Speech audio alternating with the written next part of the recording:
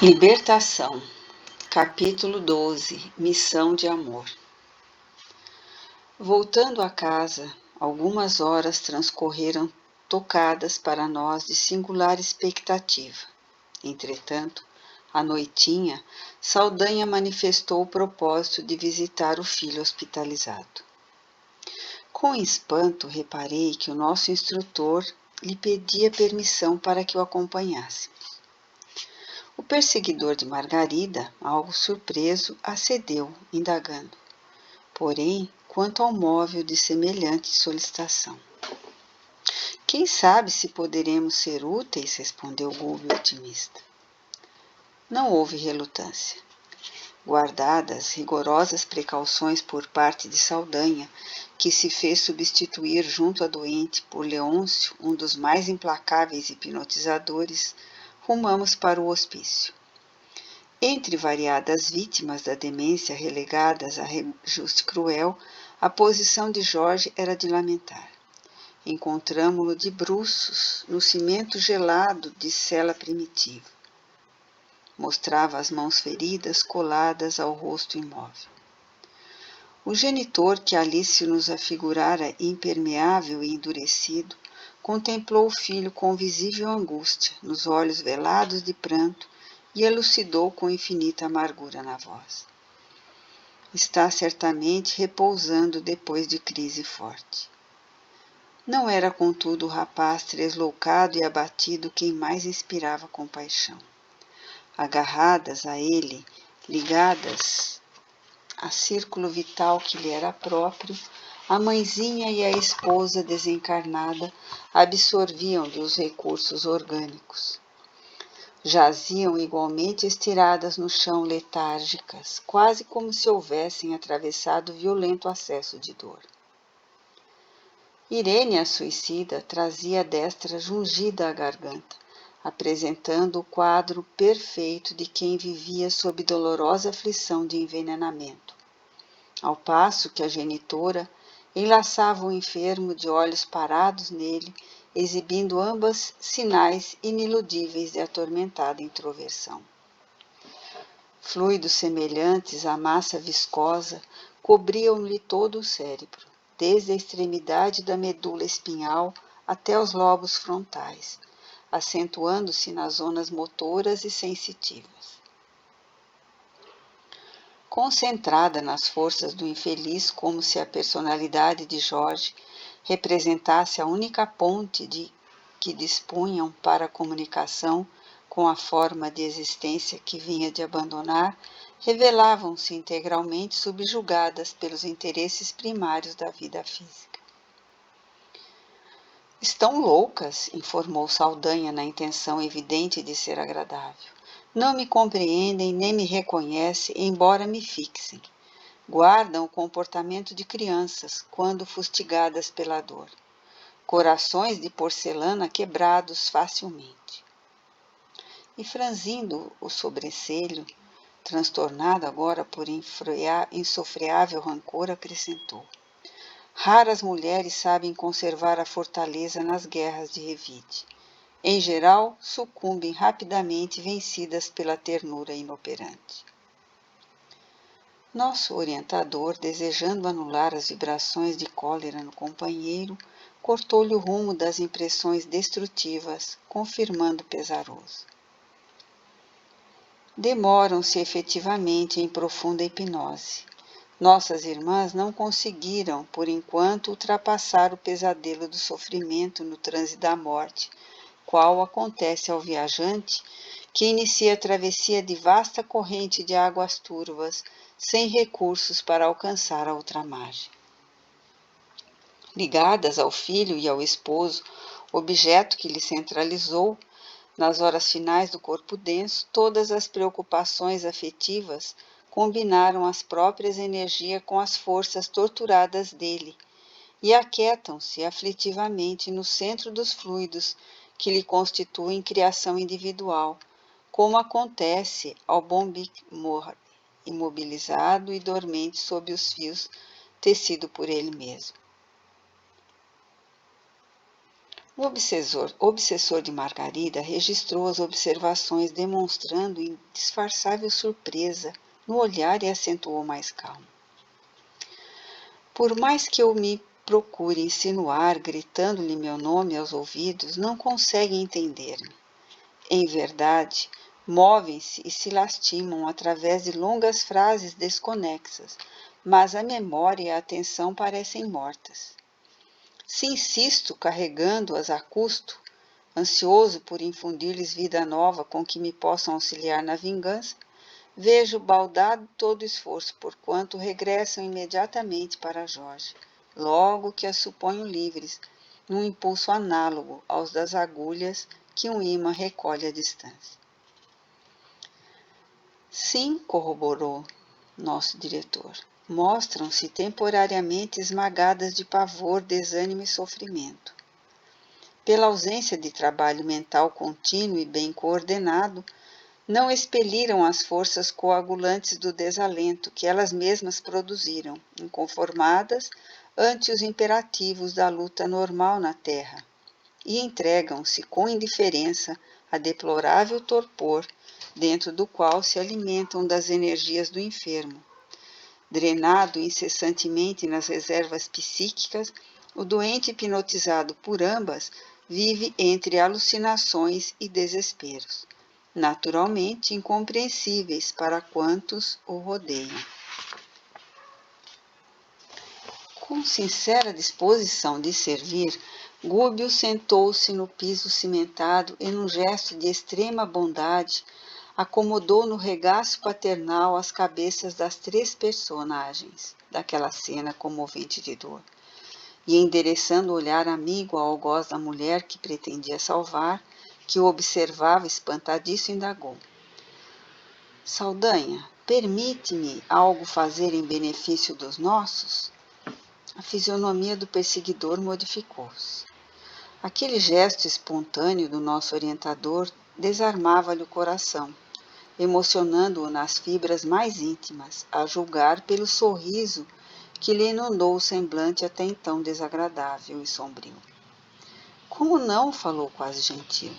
É o que procuro realizar inutilmente. Impressionado com a lição que recebíamos, contemplei a paisagem ao redor, cotejando-a com a da câmara em que Margarida experimentava aflição e tortura. Os impedimentos aqui eram muito mais fáceis de vencer. O cubículo transbordava imundície. Nas celas contíguas, entidades de repugnante aspecto se arrastavam a esmo. Mostravam algumas características animalescas de pasmar. A atmosfera, para nós, se fizera sufocante, saturada de nuvens de substâncias escuras, formadas pelos pensamentos em desequilíbrio de encarnados e desencarnados que perambulavam no local de deplorável posição. Confrontando as situações, monologava mentalmente. Por que motivo singular não operara nosso orientador no quarto da simpática senhora que amava por filha espiritual, para entregar-se ali, sem reservas, ao trabalho de assistência cristã? Vendo-lhe, porém, a solicitude na solução do problema afetivo que atormentava o adversário, entendi pouco a pouco, através da ação do mentor magnânimo, a beleza emocionante e sublime do ensinamento evangélico. Ama o teu inimigo, ora por aqueles que te perseguem e caluniam, perdoa 70 vezes 7. Gúbio, sob nosso olhar comovido, afagava a fronte das 3 entidades sofredoras, parecendo liberar cada uma dos fluidos pesados que as entorpeciam em profundo abatimento. Decorrida meia hora, na evidente operação magnética de estímulo, endereçou novo olhar ao verdugo de Margarida, que lhe analisava os mínimos gestos com dobrada atenção e interrogou: Saldanha, não te agastarias se eu orasse em voz alta? A pergunta obteve os efeitos de um choque. O interpelado, surpreendido. Acreditas em semelhante panaceia? Mas, sentindo-nos de pronto a infinita boa vontade, aduziu confundido. Sim, sim, se querem. Nosso instrutor valeu-se daquele minuto de simpatia e, alçando o pensamento ao alto, deprecou humildemente. Senhor Jesus, nosso divino amigo, há sempre quem peça pelos perseguidos, mas raros se lembram de auxiliar os perseguidores. Em nossa parte, ouvimos rogativas em benefício dos que obedecem. Entretanto, é difícil surpreendermos uma súplica em favor dos que administram. Há muitos que rogam pelos fracos para que sejam a tempo socorridos. No entanto, raríssimos corações imploram concurso divino para os fortes, a fim de que sejam bem conduzidos. Senhor, tua justiça não falha. Conheces aquele que fere e aquele que é ferido. Não julgas pelo padrão de nossos desejos caprichosos, porque o teu amor é perfeito e infinito. Nunca te inclinastes tão somente para os cegos, doentes e desalentados da sorte, porque amparas na hora justa os que causam a cegueira, a enfermidade e o desânimo. Se salvas, em verdade, as vítimas do mal, buscas igualmente os pecadores, os infiéis e os injustos. Não menoscabestes a jactância dos doutores e conversaste amorosamente com eles no templo de Jerusalém. Não condenaste os afortunados e sim abençoaste-lhes as obras úteis. Em casa de Simão, o fariseu orgulhoso, não desprezaste a mulher transviada, ajudaste-a com fraternas mãos. Não desamparaste os malfeitores, aceitaste a companhia de 2 ladrões no dia da cruz. Se tu, mestre, o mensageiro imaculado, assim procedeste na terra, quem somos nós, espíritos endividados, para amaldiçoarmos-nos uns aos outros? Acendes em nós a claridade de um entendimento novo. Auxilia-nos a interpretar as dores do próximo por nossas próprias dores. Quando atormentados, faze-nos sentir as dificuldades daqueles que nos atormentam, para que saibamos vencer os obstáculos em teu nome. Misericordioso amigo, não nos deixes sem rumo, relegados à limitação dos nossos próprios sentimentos. Acrescenta-nos a fé vacilante, descortina-nos as raízes comuns da vida, a fim de compreendermos finalmente que somos irmãos uns dos outros. Ensina-nos que não existe outra lei fora do sacrifício que nos possa facultar o anelado crescimento para os mundos divinos. Impele-nos a compreensão do drama redentor a que nos achamos vinculados. Ajuda-nos a converter o ódio em amor, porque não sabemos, em nossa condição de inferioridade, senão transformar o amor em ódio. Quando os teus desígnios se modificam a nosso respeito, temos o coração chagado e os pés feridos na longa marcha através das incompreensões que nos são próprias. E nossa mente, por isso, aspira ao clima da verdadeira paz. Com a mesma aflição, porque o viajor, extenuado no deserto, anseia por água pura. Senhor, infunde-nos o dom de nos ampararmos mutuamente. Beneficiaste os que não creram em ti, protegestes o que não te compreenderam, ressurgiste para os discípulos que te fugiram, legaste o tesouro do conhecimento divino aos que te crucificaram e esqueceram. Por que razão nós outros, míseros vermes de lodo ante uma estrela celeste, quando comparados contigo, recearíamos estender dadivosas mãos aos que nos que não nos entendem ainda? O instrutor imprimira tocante inflexão nos últimos lances da rogativa. Eló e eu tínhamos os olhos turvos de lágrimas, tanto quanto Saldanha, que recuara aterrado para um dos ângulos obscuros da cela triste. Gúbio transformara-se gradualmente. As vibrações vigorosas daquela súplica que arrancara o próprio coração expulsaram as partículas obscuras de que se havia tocado quando penetrávamos a colônia penal em que conhecéramos Gregório.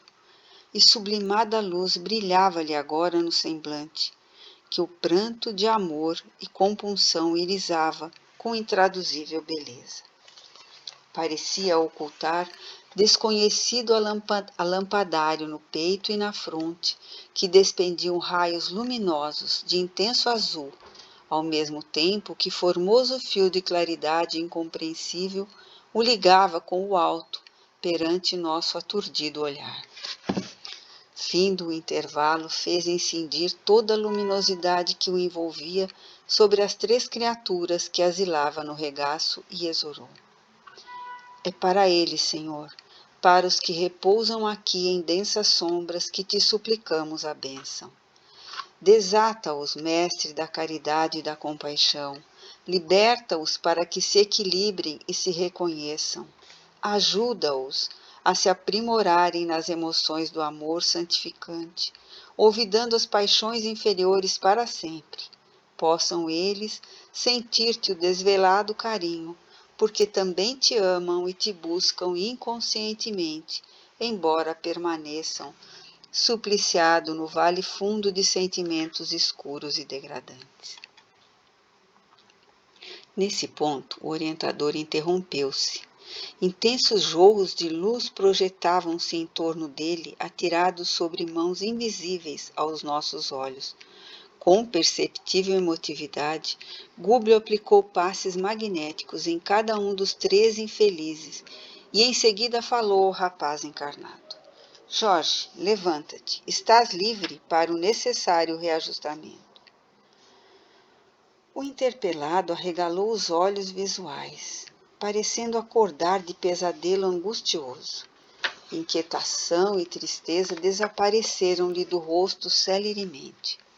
Num impulso maquinal, obedeceu à ordem recebida, erguendo-se com absoluto controle do raciocínio. A interferência do benfeitor quebrara os elos que o prendiam às parentes desencarnadas, liberando-lhe a economia psíquica. Presenciando o acontecimento, Saldanho gritou em lágrimas: Meu filho, meu filho! O doente não registrou as exclamações nascidas do entusiasmo paterno, mas procurou o leito singelo onde se aquietou com inesperada serenidade. Vencido nos melhores sentimentos de que era detentor, o algoz de Margarida aproximou-se do nosso dirigente, com as maneiras de uma criança humilhada que reconhece a superioridade do mestre. Mas antes que pudesse tomar-lhe as mãos para osculá-las, talvez, pediu-lhe Gúbio sem afetação: Saldanha, acalme-te, nossas amigas despertarão agora. Afagou a cabeça de Iracema e a infortunada mãe de Jorge voltou a si gemendo. Onde estou? Reparando, no entanto, a presença do marido ao lado, nomeou-o por apelido carinhoso de família e bradou, desvairada de comoção: Socorre-me! Onde está nosso filho? Nosso filho! Passou logo após para a fraseologia particular de quem reencontra um ser amado depois de ausência longa. O obsessor da doente, que nos interessava de mais perto, tangido nas fibras recônditas do ser, derramava agora abundantes lágrimas e buscava o olhar de Gúbio, instintivamente, rogando-lhe sem palavras medidas salvacionistas. Em que mau sonho me demorei, indagava a desventurada irmã, chorando convulsivamente. Que cela imunda é esta? Será verdade que já atravessamos o túmulo? e em crise de desespero acrescentava: temo o demônio, ó Deus meu, salva-me, salva-me. Nosso instrutor dirigiu-lhe palavras encorajadoras e indicou-lhe o filho que descansava bem ao nosso lado. Recompondo-se gradualmente, ela perguntou a Saldanha por que emudecera, faltando a palavra amorosa e confiante do outro tempo, ao que o verdugo de Margarida respondeu significativamente: Iracema, eu ainda não aprendi a ser útil. Não sei confortar ninguém. A essa altura, a sofredora, então desperta, passou a interessar-se pela companheira de infortúnio, que fazia a mão direita movimentar-se sobre a garganta. Crendo a custo tratar-se da nora que se fizera irreconhecível, apelou aflita: Irene, Irene! Interveio Gúbio com o poder de despertamento que lhe era peculiar, distribuindo vigorosas energias aos centros cerebrais da criatura que continuava abatida. Transcorrido alguns instantes, a nora de Saldanha ergueu-se num gesto terrível. Sentia dificuldade em articular a voz, sufocava-se ruidosamente, presa de angústia infinita. Nosso orientador vigilante segurou-lhe ambas as mãos com a destra e com a mão esquerda ministrou-lhe recursos magnéticos balsâmicos sobre a glote e, sobretudo, ao longo das papilas gustativas, acalmando-a de alguma sorte. Embora desperta, a suicida não mostrava a relativa consciência de si mesma. Não guardava a menor ideia de que seu corpo físico se desfizera no túmulo. Era o tipo de sonâmbula perfeita, acordando de súbito. Adiantou-se na direção do esposo, reintegrado nas próprias faculdades, e exclamou estentórica: Jorge, Jorge, ainda bem que o veneno não me matou. Perdoa-me o gesto impensado. Curar-me-ei para vingar-te. Assassinarei o juiz que te condenou a tão cruéis padecimentos. Observando, ao contrário do que esperava, que o esposo não reagia, implorou: Ouve, atende-me. Onde dormi tanto tempo? Nossa filha, onde está? O interpelado, todavia, que se desligara da influência direta nos centros perispirituais, prosseguiu na mesma atitude fleumática e impassível de quem ajuizava com dificuldade a própria situação. Foi ainda Gúbio quem se abeirou de Irene, elucidando. Aquiete, minha filha. Sossegar-me eu, protestou a infortunada. Não posso. Quero tornar a casa. Esta grade me asfixia. Cavalheiro, por quem é? Reconduza-me ao lar. Meu esposo permanece encarcerado injustamente.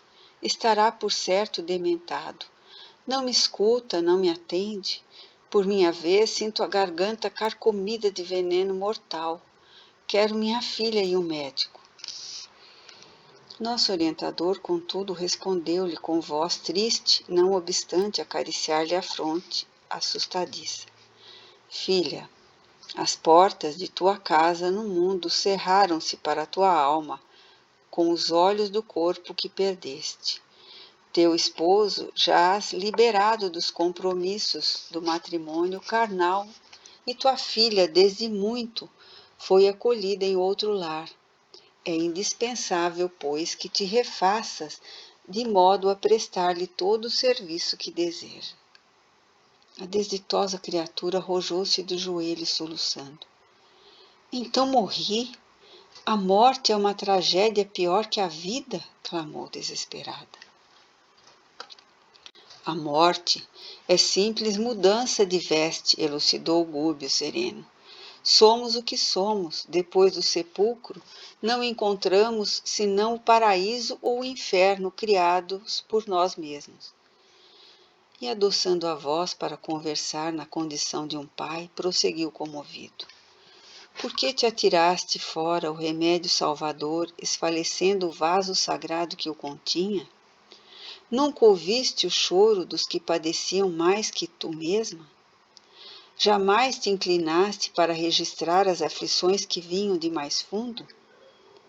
por que não auscultaste o silencioso martírio daqueles que não possuem mãos para reagir, pernas para andar, voz para suplicar? A revolta consumiu-me, explicou a desventurada. Sim, confirmou o instrutor solícito. Um momento de rebeldia põe um destino em perigo. Como diminuto erro de cálculo ameaça a estabilidade de um edifício inteiro. Infeliz de mim, suspirou Irene, aceitando a amargurosa realidade. Onde estava Deus que não me socorreu a tempo? A pergunta é inoportuna, esclareceu nosso dirigente bondoso. Procuraste saber antes onde te encontravas a ponto de esqueceres tão profundamente de Deus? A bondade do Senhor nunca se ausenta de nós. Se transparecia da bendita oportunidade terrena que te conduzia à vitória espiritual, reside também agora nas lágrimas de contrição que te encaminham à regeneração salutar. Admito que possas em breve alcançar semelhante bênção. Entretanto, cavaste enorme precipício entre a tua consciência e a harmonia divina, que precisarás transpor, efetuando a própria recomposição. Por algum tempo experimentarás as consequências do ato impensado. Colher fruto imaturo é praticar violência. Intoxicaste a matéria delicada sobre a qual estruturam os tecidos da alma. E poucas circunstâncias te atenuam a gravidade da falta. Não percas, porém, a esperança e dirige os passos na direção do bem. Se o horizonte por vezes se faz mais longínquo, nunca se torna inatingível. E encorajando-a paternalmente, acentuou: vencerás, Irene, vencerás. A interlocutora entre o desapontamento e a rebelião não parecia interessada em reter os elevados conceitos ouvidos. Desviando a atenção da verdade que a feria a fundo, identificou a presença de Saldanha, passando a gritar medrosamente. Gúbio interferiu acalmando. A companheira de Jorge, todavia, dominado o temor infantil, regressou à intemperança mental, pousou no sogro os olhos atormentados e inquiriu. Sombra ou fantasma, que procuras aqui? Por que não vingaste o filho infeliz? Não te dói tanta infâmia inútil? Não disporás acaso de armas com que possas ferir o juiz desalmado que nos conspurcou a vida? Cessa então com a morte o devotamento dos pais? Descansarás porventura em algum céu, contemplando Jorge assim reduzido a frangalhos? Ou ignoras a realidade cruel? Que razões te compelem à mudez das estátuas? Por que não buscaste sem repouso a justiça de Deus que não se encontra na terra? As perguntas semelhavam-se a golpes de ferro em brasa. O perseguidor de Margarida recebia-as por ver gastadas no íntimo, porquanto extrema indignação lhe empalideceu o semblante. Hesitava quanto à atitude a assumir, mas, reconhecendo-se diante de um condutor amoroso e sábio, procurou o olhar de Gúbio, rogando-lhe cooperação em silêncio, e o nosso instrutor tomou por ele a palavra. Irene, exclamou melancólico, a certeza da vida vitoriosa acima da morte não te infunde respeito ao coração? Supões estejamos subordinados a um poder que nos desconhece? Perante a verdade nova que te surpreende a alma, não percebes a infinita sabedoria de um supremo doador de todas as bênçãos? Onde se encontra a felicidade da vingança? O sangue e as lágrimas de nossos inimigos apenas aprofundam as chagas que nos abriram nos corações. Acreditas que a legítima consagração de um pai deva traduzir-se através da dilaceração ou do homicídio, da perseguição ou da cólera? Saldanha veio até esticar-se-lhe por amor, e eu creio que as mais nobres conquistas dele lhe retornaram à superfície da personalidade triunfantes e renascentes. Não lhe precipites a ternura paterna no abismo do desespero, de cujas trevas procuras inutilmente fugir. A desditosa mulher silenciou soluçante, enquanto o sogro enxugava as lágrimas que as observações generosas de Gúbio lhe haviam arrancado. Foi então que Iracema se declarou exausta e suplicou a dádiva de um leito. O nosso orientador convidou Saldanha a se pronunciar. Se Jorge melhorara, ambas as senhoras desencarnadas exigiam socorro urgente. Não seria lícito abandoná-las naquele clima de desintegração das melhores energias morais. Perfeitamente, concordou o obsessor de Margarida sob intensa modificação. Conheço os celerados que aqui se reúnem, e agora que Iracema e Irene tornaram a consciência que lhes é própria, preocupa-me a gravidade do assunto. Nosso dirigente explicou-lhe que poderíamos abrigá-las numa organização socorrista, não distante, mas, para levarmos a efeito semelhante medida, não poderíamos olvidar-lhe a permissão. Saldanha aceitou contente e agradeceu, desapontado. Sentia-se estimulado ao bem através da palavra cordial do nosso orientador e revelava-se disposto a não perder o mínimo ensejo de corresponder-lhe à dedicação fraterna.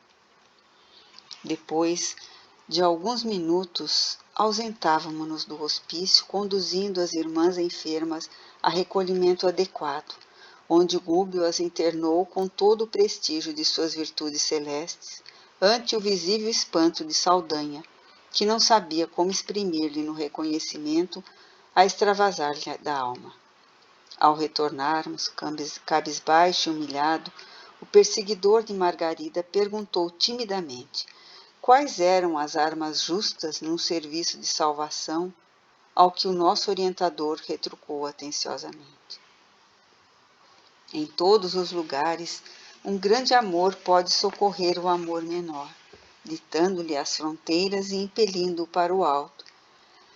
E em toda a parte, a grande fé, vitoriosa e sublime, pode auxiliar a fé pequenina e vacilante, arrebatando as culminâncias da vida.